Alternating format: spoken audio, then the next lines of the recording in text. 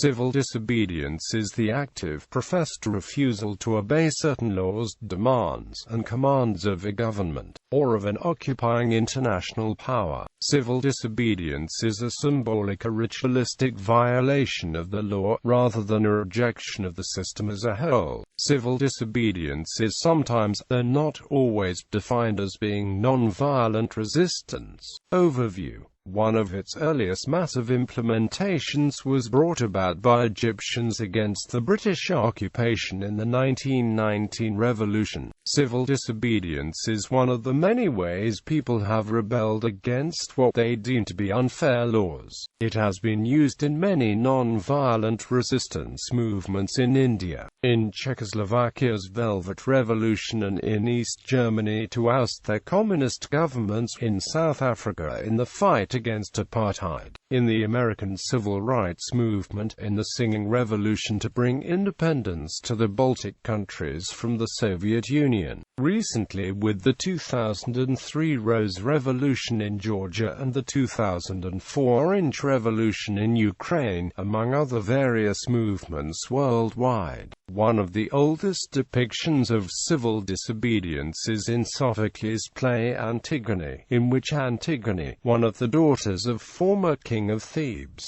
Oedipus, defies Creon, the current king of Thebes, who is trying to stop her from giving her brother Polynices a proper burial. She gives a stirring speech in which she tells him that she must obey her conscience rather than human law. She is not at all afraid of the death he threatens her with, but she is afraid of how her conscience will smite her if she does not do this. Following the Peterloo massacre of 1819, poet Percy Shelley wrote the political poem The Mask of Anarchy later that year, that begins with the images of what he thought to be the unjust forms of authority of his time, and then imagines the stirrings of a new form of social action. It is perhaps the first modern statement of the principle of non-violent protest. A version was taken up by the author Henry David Thoreau in his essay Civil Disobedience, and later by Gandhi in his doctrine of satyagraha. Gandhi's satyagraha was partially influenced and inspired by Shelley's non-violence in protest and political action. In particular, it is known that Gandhi would often quote Shelley's Mask of Anarchy to vast audiences during the campaign for a free India. Thoreau's 1848 essay Civil Disobedience, originally titled Resistance to Civil Government, has had a wide influence on many later practitioners of civil disobedience. The driving idea behind the essay is that citizens are morally responsible for the support of aggressors, even when such support is required by law. In the essay, Thoreau explained his reasons for having refused to pay taxes as an act of protest against slavery and against the Mexican-American War. He writes, "If I devote myself to other pursuits and contemplations, I must first see, at least, that I do not pursue them sitting upon another man's shoulders.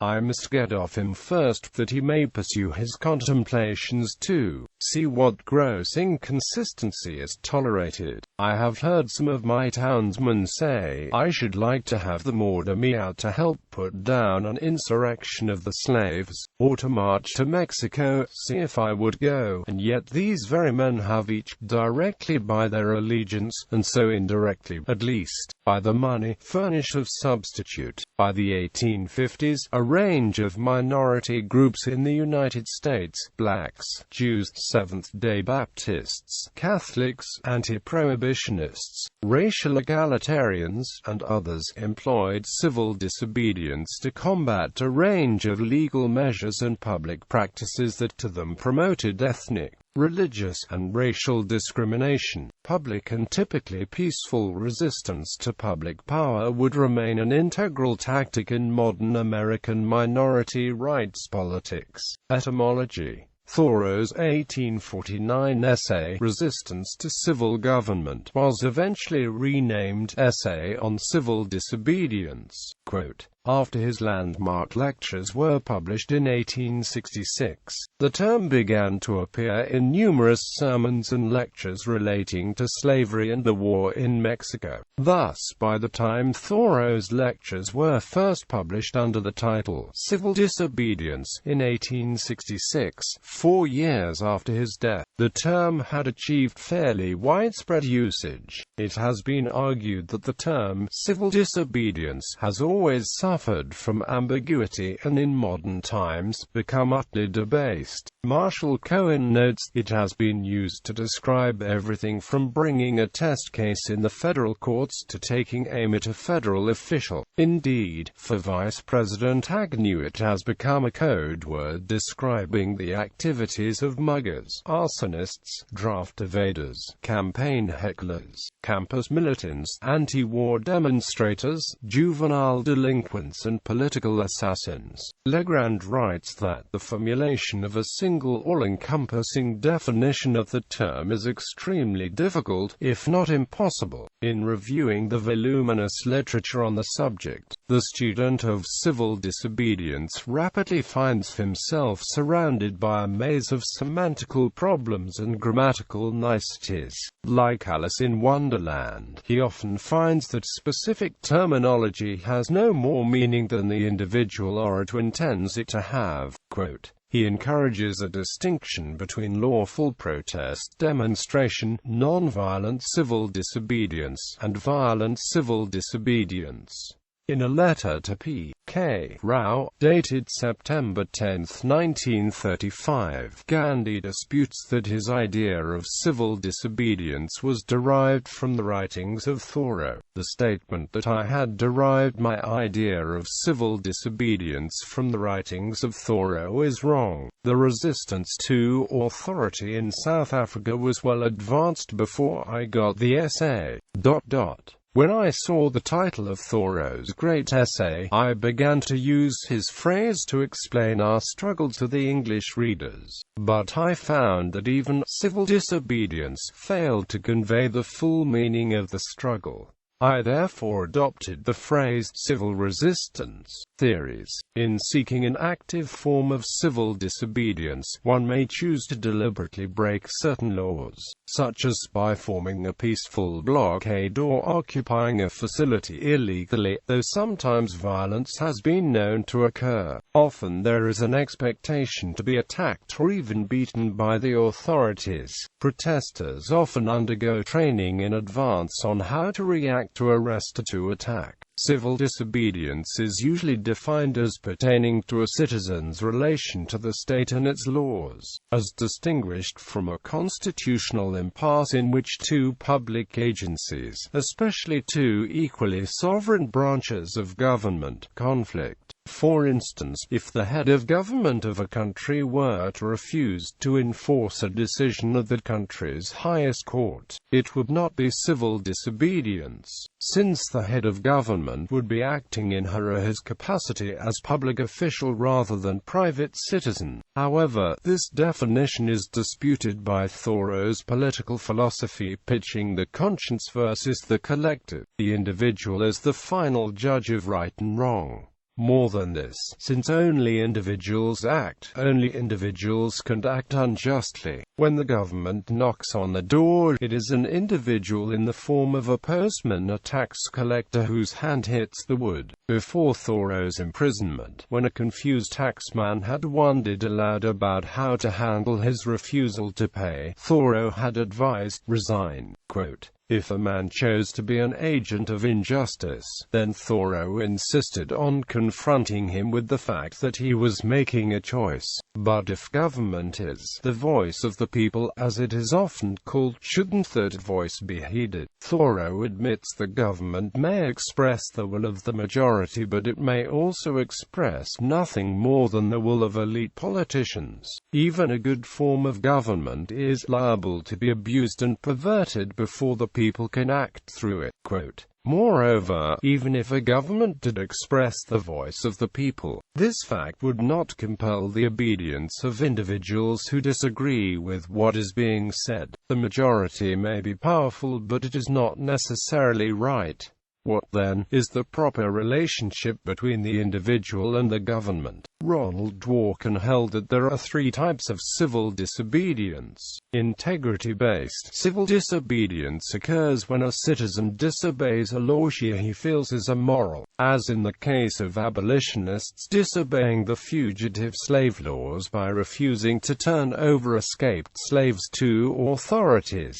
Justice-based civil disobedience occurs when a citizen disobeys laws in order to lay claim to some right denied to her or him, as when blacks illegally protested during the civil rights movement. Policy-based civil disobedience occurs when a person breaks the law in order to change a policy he believes is dangerously wrong. Some theories of civil disobedience hold that civil disobedience is only justified against governmental entities. Brownlee argues that disobedience in opposition to the decisions of non-governmental agencies such as trade unions, banks, and private universities can be justified if it reflects a larger challenge to the legal system that permits those decisions to be taken. The same principle, she argues, applies to breaches of law in protest against international organizations and foreign governments. It is usually recognized that law-breaking, if it is not done publicly, at least must be publicly announced in order to constitute civil disobedience. But Stephen Ellman argues that if it is necessarily to disobey rules that conflict with morality, we might ask why disobedience should take the form of public civil disobedience rather than simply covert law-breaking. If a lawyer wishes to help a client overcome legal obstacles to securing her or his natural rights, he might, for instance, find that assisting in fabricating evidence or committing perjury is more effective than open disobedience. This assumes that common morality does not have a prohibition on deceit in such situations. The Fully Informed Jury Association's publication, A Primer for Prospective Juries, notes, "Think of the dilemma faced by German citizens when Hitler's secret police demanded to know if they were hiding a Jew in the house." By this definition, civil disobedience could be traced back to the Book of Exodus, where Shiphrah and Puah refused to direct order of Pharaoh but misrepresented how they did it. Violent versus non-violent. There have been debates as to whether civil disobedience must necessarily be non-violent. Black's Law Dictionary includes non-violence in its definition of civil disobedience. Christian Bay's Encyclopedia article states that civil disobedience requires carefully chosen and legitimate means, but holds that they do not have to be non-violent. It has been argued that, while both civil disobedience and civil rebellion are justified by appeal to constitutional defects, rebellion is much more destructive. Therefore, the defects justifying rebellion must be much more serious than those justifying disobedience. And if one cannot justify civil rebellion, then one cannot justify a civil disobedience, use of force and violence, and refusal to submit to arrest. Civil disobedience refraining from violence is also said to help preserve society's tolerance of civil disobedience. Philosopher H. J. McCloskey argues that, if violent, intimidatory, coercive disobedience is more effective, it is, other things being equal, more justified than less effective, non-violent disobedience. Quote, in his best-selling Disobedience and Democracy, 9 Fallacies on Law and Order, Howard Zinn takes a similar position. Zinn states that while the goals of civil disobedience are generally non-violent, in the inevitable tension accompanying the transition from a violent world to a non-violent one, the choice of means will almost never be pure, and will involve such complexities that the simple distinction between violence and non-violence violence does not suffice as a guide. The very acts with which we seek to do good cannot escape the imperfections of the world we are trying to change. Zinn rejects any easy and righteous dismissal of violence, noting that Henry Thoreau, the popularizer of the term civil disobedience, approved of the armed insurrection of John Brown. He also notes that some major civil disobedience campaigns which have been classified as non-violent, such as the Birmingham campaign, have actually included elements of violence.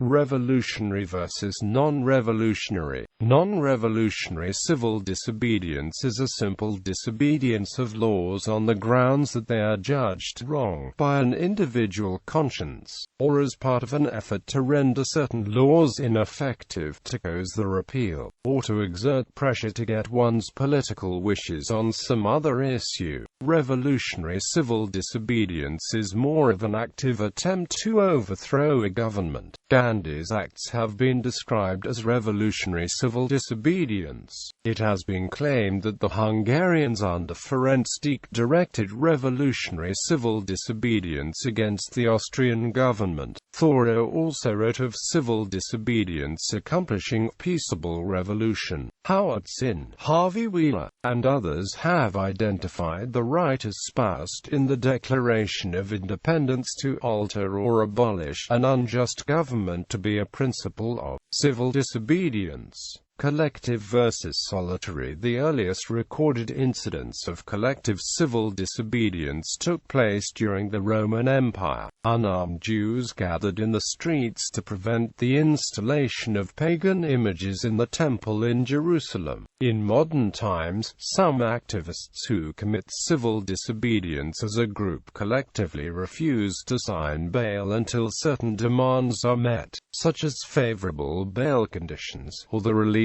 of all the activists.